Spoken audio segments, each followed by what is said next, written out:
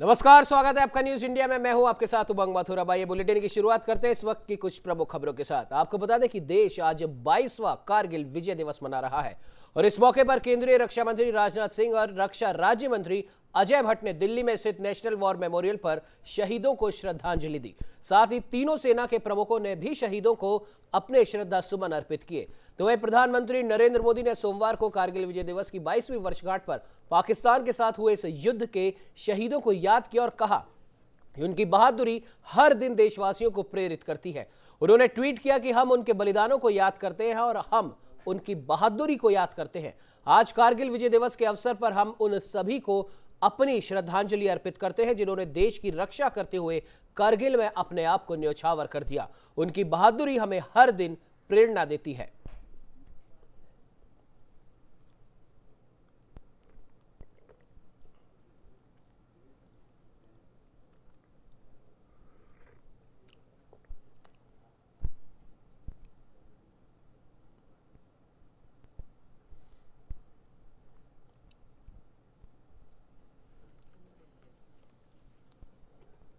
तो ये आपको बता दें कि देश आज कारगिल विजय दिवस की 22वीं वर्षगांठ मना रहा है और इस अवसर पर राष्ट्रपति रामनाथ कोविंद, प्रधानमंत्री नरेंद्र मोदी, रक्षा मंत्री राजनाथ सिंह, गृह मंत्री अमित शाह व तमाम दिग्गज नेताओं ने शहीदों को याद किया और अपने श्रद्धा सुमन अर्पित किए।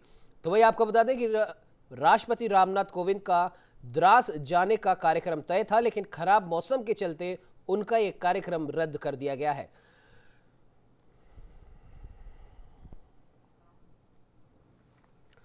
तो वही कारगिल विजय दिवस पर बीजेपी के राजस्थान के प्रदेश अध्यक्ष डॉक्टर सतीश पूनिया ने राजधानी जयपुर में अमर जवान ज्योति स्मारक पहुंचकर शहीदों को पुष्पांजलि अर्पित कर नमन किया।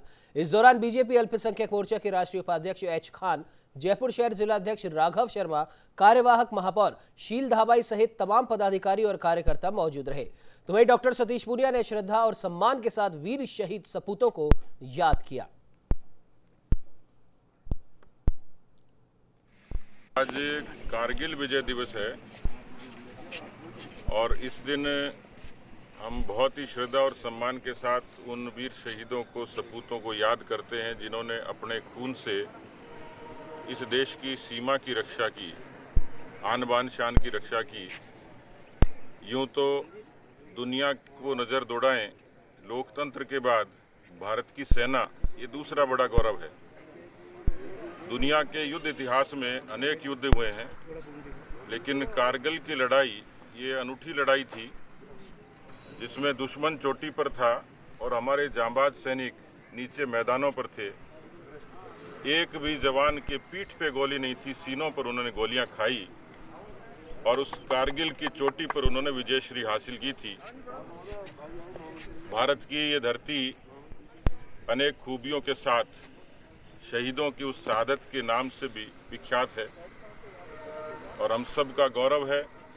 ये आज 130 करोड़ हिंदुस्तानी जब चैन की नींद सोते हैं, वो तभी नसीब होती है जब कोई जांबाज सैनिक घर के भीतर और घर के बाहर सीमा पर सुरक्षा देता है।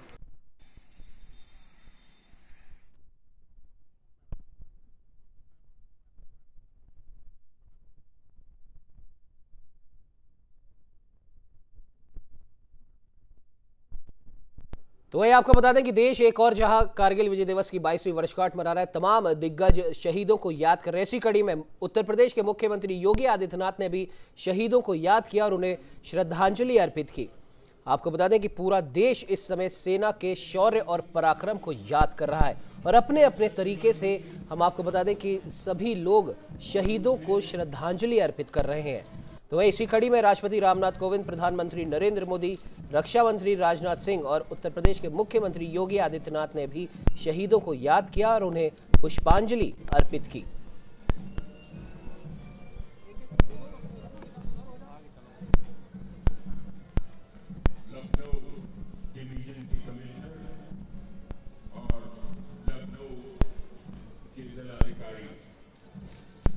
इस अवसर पर मौजूद है डायरेक्टर इन्फॉर्मेशन श्री शिशिर सिंह जी मौजूद है और लखनऊ नगर निगम के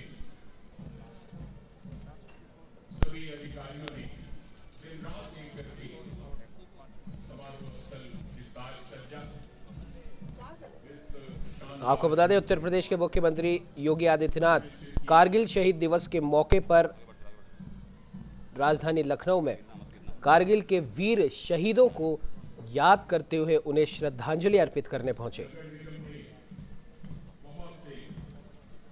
और आज ही आपको हम बता दें कि कारगिल शहीद दिवस के इस मौके पर वीरता और सम्मान नामक पुस्तक का मुख्यमंत्री योगी आदित्यनाथ कारगिल शहीद वाटिका लखनऊ से अनावरण भी करेंगे।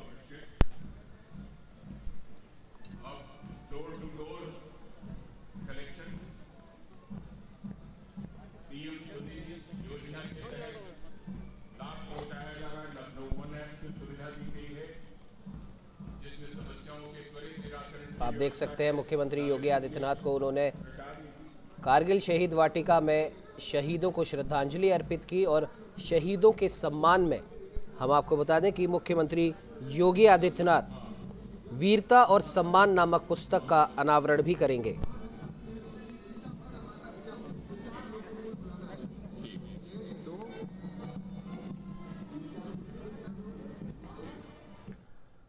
चलिए बढ़ते हैं अगली खबर की ओर। आपको बता दें कि आज कारगिल विजय दिवस की 22वीं वर्षगांठ है और आज हम आपको झुंझुनू के पिलानी में नौरंगपुरा के रहने वाले शहीद शीशराम नीमड़ के परिवार से रूबरू करवाने जा रहे हैं, जिन्होंने 22 साल बाद भी शहीद की एक एक याद को संजो कर रखा है। आइए देखिए आप भी हमारी ये खास रिपोर्ट।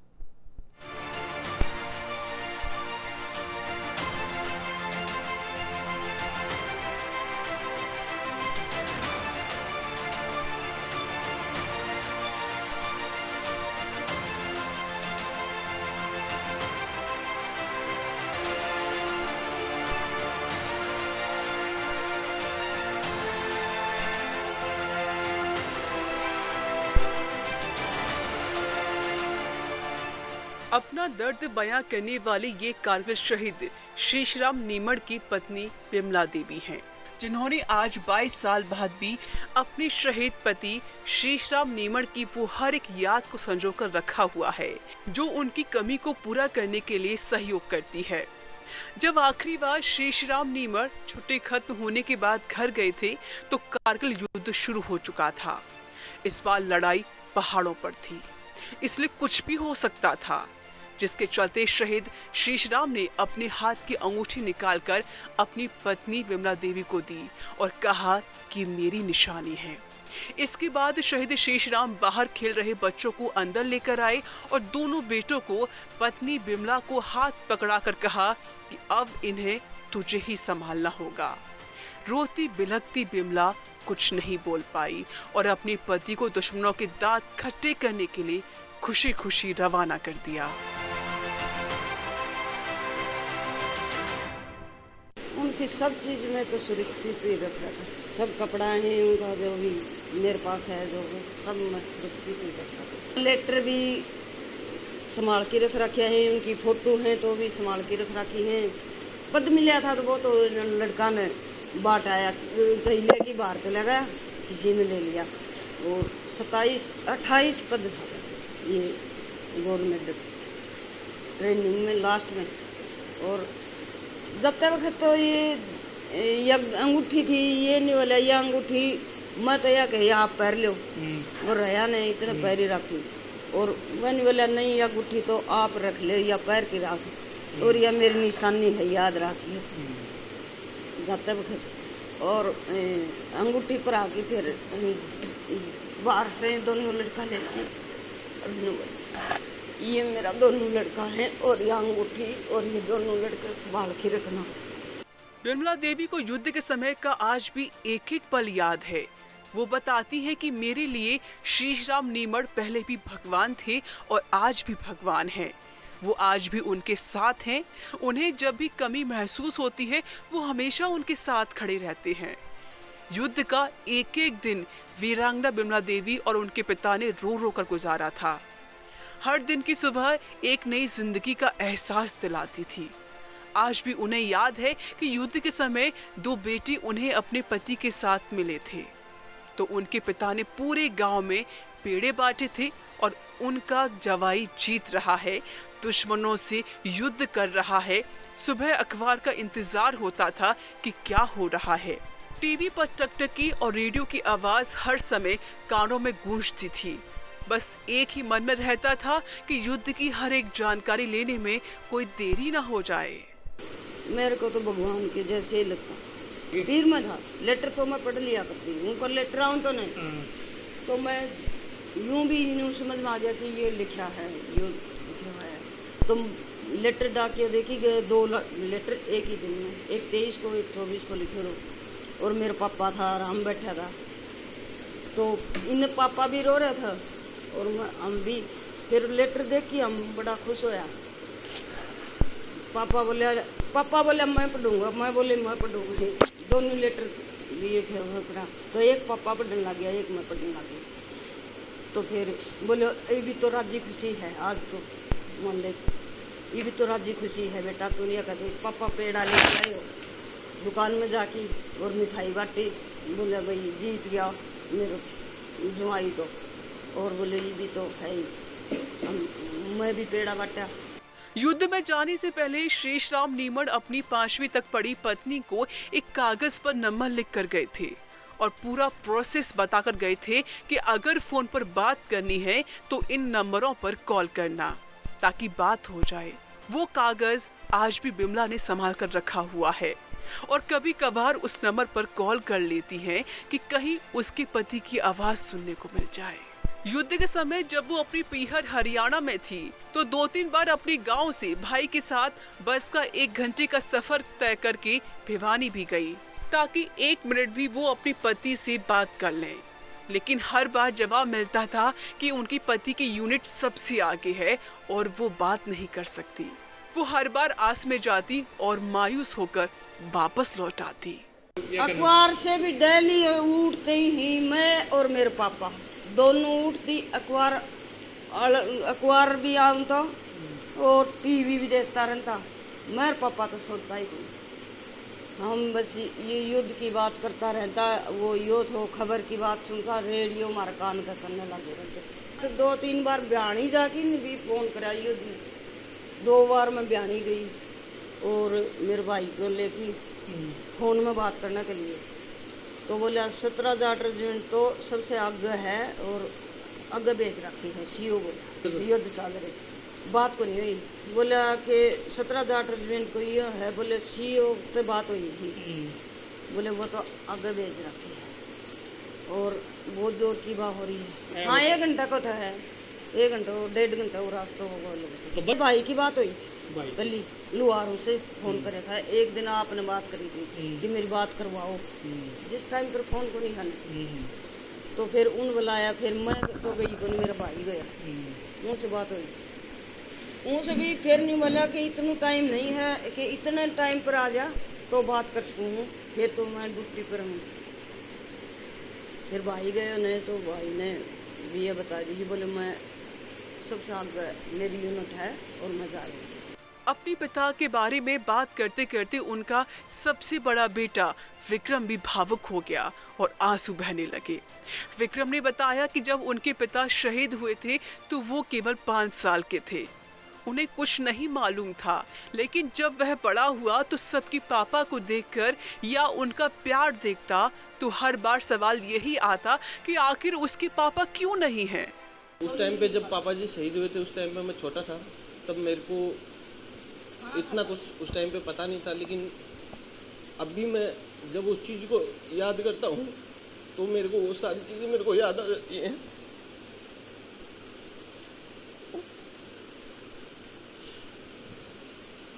मैं जब भी उस चीज़ को सोचता हूँ तो मेरे को लगता है कि मेरे पापा क्यों नहीं है और सबके पापा हैं, और मेरे को हमेशा वो कमी महसूस होती है जिसका मैं हमेशा मतलब मेरे को उस चीज़ का धोखा होता है मेरे को। बाकी मैं मेरे परिवार वालों को और सभी को मैं धन्यवाद देना चाहूँगा क्योंकि उन्होंने हम सबको संभाला और हमें वो कमी महसूस नहीं होने दी। गर्व है मेरे को कि मेरे पापा देश के लिए शहीद हुए, उन्होंने अपने देश के लिए जो योगदान दिया, जो उन्होंने जो भी कुछ किया वो अपने देश के लिए किया। हर वक्त ही मेरे को पिताजी की कमी महसूस होती है। मैं आज भी कोई भी काम करता हूँ तो सबसे पहले मैं पिताजी को सोच के ही करता हूँ कि कहीं उनका नाम खराब ना हो जाए। शहीद शीशराम नीमड़ वैसे तो चूरू जिले की राजगढ़ तहसील के नौरंगपुरा गांव के रहने वाले थे, लेकिन उनका सपना था कि उनके दोनों बेटे पिलानी में रहे और वहीं पर पढ़ें। इसके लिए उन्होंने पिलानी में जगह भी देख ली थी, लेकिन उसे खरीदकर वहां पर मकान नहीं बना सके। पर उनकी पत्नी बिमला ने उनका ये सपना पूरा किया। उनके पति ने जो जगह देखी थी वही जगह बिमला ने खरीदी और मकान बनाया और दोनों बेटों को पढ़ाया। यही कारण है कि सालों से उनका परिवार पिलानी में रहता है, जहां गांव में आज भी शहीद की मूर्ति है और गांव के युवा शहीद के जीवन से प्रेरणा लेते हैं। न्यूज़ इंडिया के लिए झुंझुनू से सुजीत की रिपोर्ट।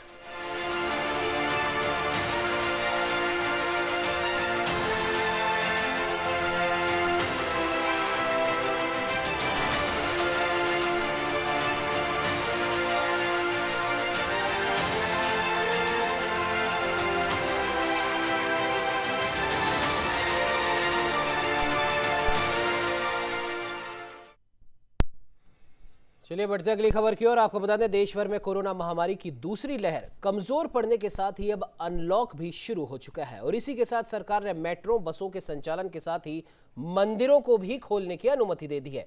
तो वहीं आज सावन का पहला सोमवार है और भगवान शिव की पूजा अर्चना के लिए सुबह से ही मंदिरों में श्रद्धालुओं का तांता लगा हुआ है।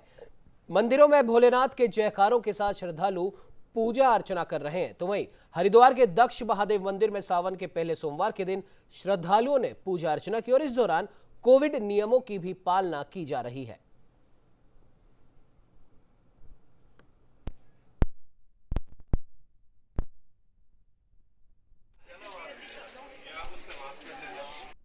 एक साल श्रावण मास में यहीं पे निवास करेंगे, ऐसी मान्यता है। यहाँ पर दूध, दही, घी, बेलपत्र, गंगा जल इत्यादि से अभिषेक करने से जो मनोकामनाएं हैं वो पूर्ण होती हैं, ऐसा लोगों का विश्वास है।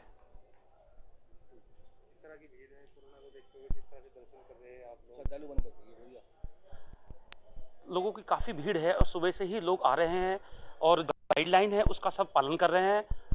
ऐसी कोई दिक्कत नहीं है, सब पूरी गाइडलाइन का पालन हो रहा है। पर जैसे कि हम सभी को पता ही है कि यहाँ पर दक्ष मंदिर इतना प्राचीन से यहाँ पे मान्यता है चली आ रही है। इसको कनखल में जो कि स्थित है और इसको भगवान भोलेनाथ की ससुराल भी कहा जाता है। यहाँ पर ही माता सती, यहाँ इससे थोड़ा सा आगे चलते ही सती कुंड पड़ता है, तो यहाँ पर माता जो सती थी वो सती हुई थी और यहाँ पे काफी श्रद्धालु उमड़ रहे हैं ऐसे के समय में भी। तो देखने में आ रहा है कि कितना हिंदू धर्म कितनी मान्यता है हिंदू धर्म की कि ऐसे कोविड के समय में भी अपने स्वास्थ्य की परवाह ना करते हुए इतने श्रद्धालु यहाँ पर उमड़ रहे हैं। यहाँ पे मतलब बहुत सारी भीड़ है श्रद्धालुओं की और यहाँ पर जो आता है उसकी मनोकामना पूर्ण होती है और यहाँ पर सभी श्रद्धालु मास्क लगाकर कोरोना के साथ जंग को अपने साथ में सेफ्टी से मंदिर में आ रहा है और भगवान शिव के दर्शन कर रहा है। कैसा लगा दर्शन करके? बहुत अच्छा लगा है। तो ये आपको बता दें कि देश में कोरोना की रफ्तार में उतार चढ़ाव जारी है और यहाँ रविवार को कोरोना के 38,176 केस सामने आए। इस दौरान 38,945 लोग, माफ कीजिएगा 35,945 लोग ठीक भी हुए और 411 लोगों की मृत्यु हुई। इस तरह एक्टिव केस में 2,112 की बढ़ोतरी रिकॉर्ड की गई है। तो वही तीसरी लहर की आशंका के बीच चिंता की बात यह भी है कि देश के 11 राज्यों में अब भी रोजाना 500 से ज्यादा संक्रमितों की पहचान हो रही है। इनमें महाराष्ट्र, केरल, कर्नाटक, तमिलनाडु, आंध्र प्रदेश, पश्चिम बंगाल, ओडिशा, असम, मणिपुर, मेघालय और मिजोरम शामिल हैं।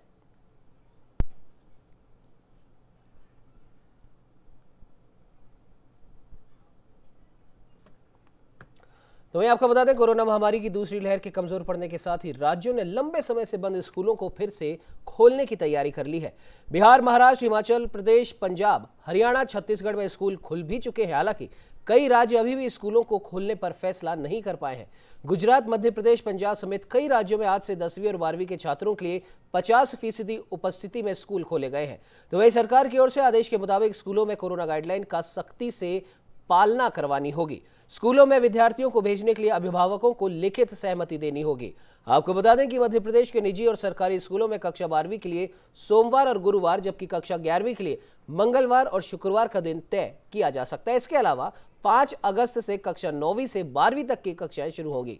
10वीं के लिए बुधवार एवं 9वीं के लिए शनिवार तय किया जा सकता है। साथ ही ऑनलाइन कक्षाओं का भी संचालन जारी रहेगा। अच्छा लग रहा है। अभी चाहती हूँ कि बस अब कभी स्कूल बंद ना हो, क्योंकि काफ़ी देर बाद आए हैं, काफ़ी हमारी पढ़ाई का नुकसान हुआ है।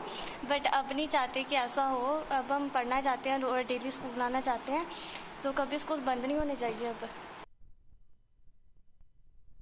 तो ये आपको बता दें कि कर्नाटक के मुख्यमंत्री BS येदियुरप्पा के राजनीतिक भविष्य को लेकर रविवार को शुरू हुआ अटकलों का दौर सोमवार को भी जारी है।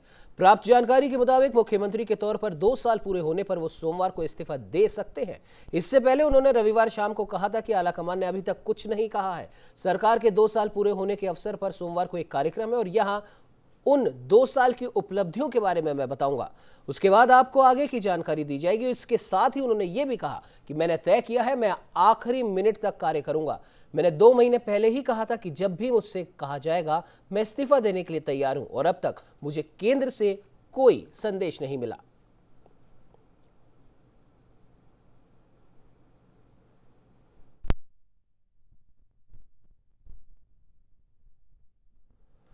तो वहीं कोरोना की तीसरी लहर की आशंका के बीच सोमवार से दिल्ली में अनलॉक की एक और प्रक्रिया की शुरुआत हुई। सोमवार से दिल्ली मेट्रो अपनी पूरी कैपेसिटी के साथ दौड़ रही है। करीब 1 साल बाद ऐसा हो रहा है जब मेट्रो इस तरह दौड़ने के लिए तैयार है, लेकिन पहले ही दिन दिल्ली के अलग अलग मेट्रो स्टेशन पर काफी भीड़ देखने को मिली और सोशल डिस्टेंसिंग का तो नामो निशान ही नहीं रहा।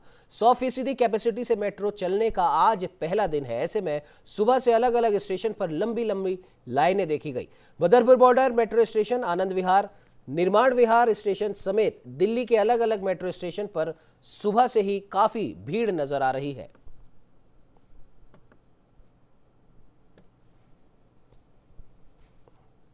मैं नीचे गया था सर, मैंने पूछा कि क्या देर है, कोई बता ही नहीं रहा। अंदर से प्रॉब्लम हो रही है। मॉर्निंग 6:45 से हम यहाँ वेट कर रहे हैं, लेकिन कोई गेट ना अंदर से कोई सफिशिएंट आंसर मिल रहा, ना कोई जवाब दे पा रहा है।